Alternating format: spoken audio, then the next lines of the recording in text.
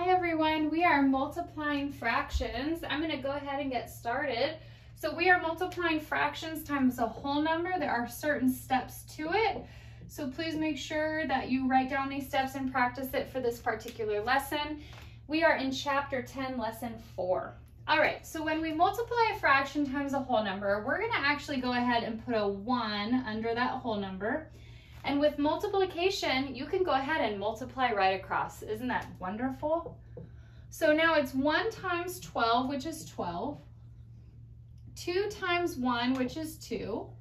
And now I have my answer. But this is improper. Remember, you can relate fractions to division.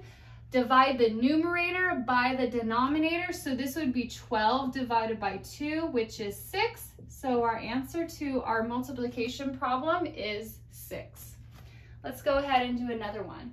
Let's do 1/4 times 20. So when it looks like this, you're going to go ahead and put a 1 under the whole number to make it into a fraction. And now multiply across the numerators, multiply the denominators. 1 times 20 is 20.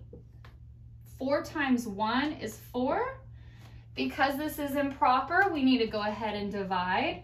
20 divided by 4 is 5. So our answer is 5. Let's go ahead and do another one. How about we have 5/6 times 18? Let me get my eraser. Oops. Okay.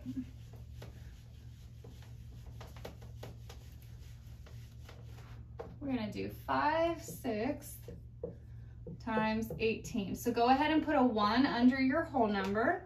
And now we're going to multiply across. I know that my denominators are 6, but I don't know 5 times 18 by heart. So I'm going to go over here, and I want you to do the same. Stack it and solve. 5 times 8 is 40. 5 times 1 is 5, plus 4 is 9. So we have 90 over 6. So we need to divide that. 90 divided by 6. 6 goes into 9 one time, because 1 times 6 is 6. 9 minus 6 is 3. Bring down the 0. 6 goes into 35 times, because 5 times 6 is 30. Subtract, and I have 0. I don't have another number to bring down. So our answer to our multiplication problem is 15. All right, let's go ahead and see one now where we get a little bit different of an answer. Let's say we have 1/5 times 7. Put a 1 under the 7 and go ahead and solve. 1 times 7 is 7. 5 times 1 is 5. I need to change that to a proper, because right now it's improper. 7 divided by 5. 5 goes into 7 one time. 1 times 5 is 5. 7 minus 5 is 2. How do we read this as a fraction? 1 whole comes out front, and then 2 remainder. So that's 2 out of your 5 left over. And there you have it, 1 2/5.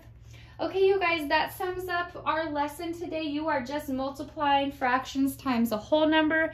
Don't forget to put a 1 under your whole number before you multiply across.